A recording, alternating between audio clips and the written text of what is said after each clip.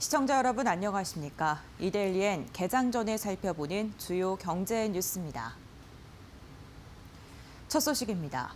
미국 중앙은행이 현지 시각 15일 기준금리를 제로금리로 전격 인하했습니다. 오는 17일, 18일 열릴 예정이었던 연방공개시장위원회를 앞당겨 개최한 뒤 이 같은 내용을 긴급 발표했습니다. 이에 따라 기준금리는 기존 연 1에서 1.25%에서 연 0에서 0.25%가 됐습니다. 연준은 코로나19가 미국을 포함한 많은 국가에 피해를 입히고 경제 활동을 방해했다며 사태를 극복하고 최대 고용 및 물가 안전성을 달성할 때까지 금리는 계속 제로로 남아있을 것이라고 말했습니다. 이와 함께 7천억 달러 규모의 양적 완화 프로그램도 발표했습니다. 향후 몇 달간 최소 5천억 달러를 투입해 국채를 사들이고 모기지 증권도 2천억 원 달러어치 이상을 매입하기로 했습니다. 오늘부터 6개월간 전체 상장 종목에 대한 공매도가 금지됩니다. 금융위원회는 지난 13일 코로나19 사태로 인한 증시 폭락을 막기 위해 임시회의에서 이같이 결정했습니다. 자본시장법 및 시행령은 증시의 안전성과 공정한 가격 형성을 해칠 우려가 있으면 한국거래소가 금융위 승인을 거쳐 공매도를 제한할 수 있도록 되어 있습니다.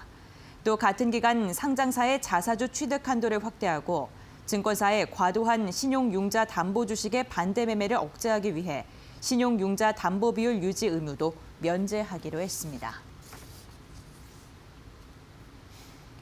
코로나19로 주가가 폭락하며 국내 주식형 펀드의 손실도 우려되고 있는데요.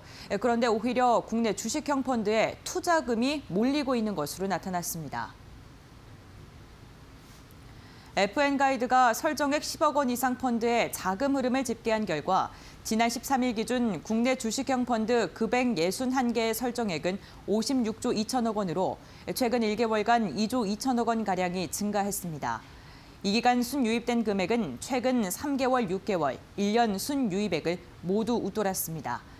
그러나 증시 침체에 국내 주식형 펀드의 최근 1개월 평균 수익률은 마이너스 19.36%로 상당히 저조한 것으로 나타났습니다.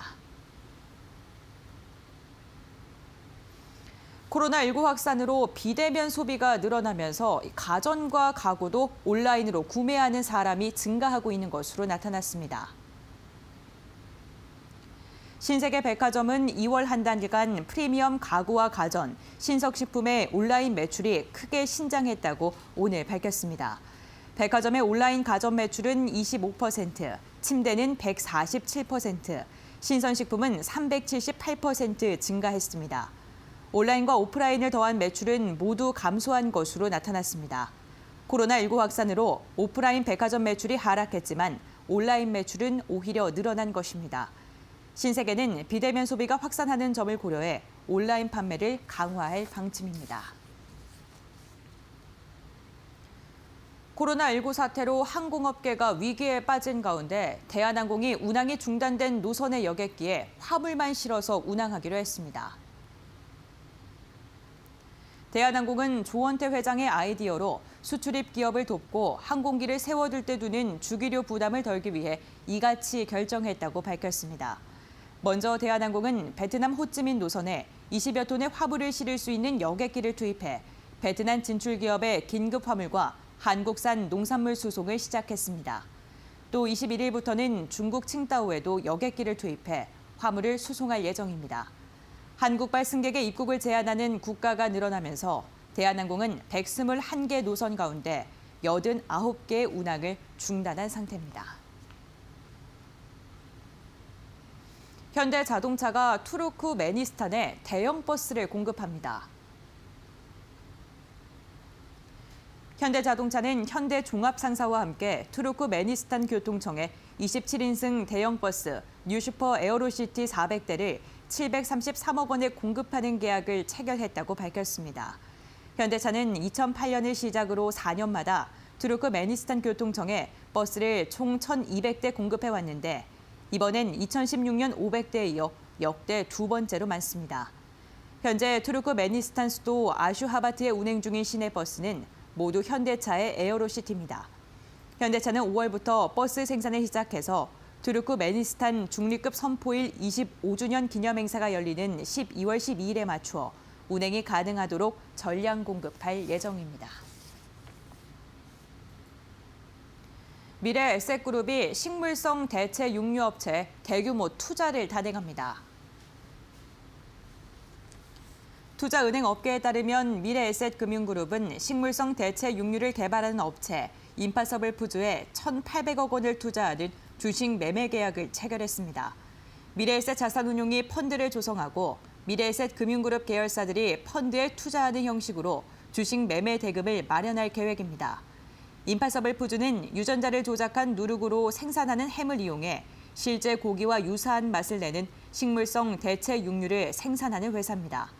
건강과 환경 보호를 장점으로 내세우는 식물성 대체 육류는 미국에서 수요가 급격히 증가하면서 투자자들의 주목을 받고 있습니다. 이어서 이 시각 간추린 뉴스입니다. 제넥신 등 국내 산업계가 백신을 개발하기 위해 국제백신연구소와 함께 코로나19 백신 개발에 나섰습니다. 백신을 신속하게 개발하기 위해 산학연 컨소시엄을 구성하고 7월 중 임상을 개시할 예정입니다. 문재인 대통령이 지난 15일 코로나19 사태와 관련해 대구와 경북 일부 지역을 특별 재난지역으로 선포했습니다. 감염병으로 인해 특별 재난지역이 선포된 것은 이번이 처음으로 앞으로의 피해 상황 등에 따라 추가 지정도 검토될 전망입니다.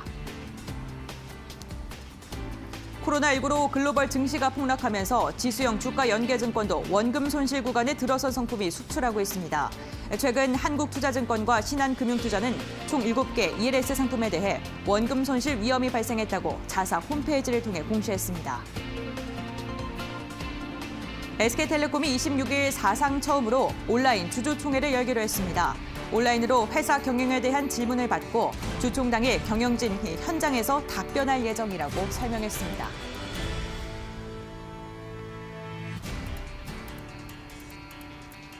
이데일리엔 개장 전에 살펴보는 주요 경제 뉴스 함께 확인해봤습니다.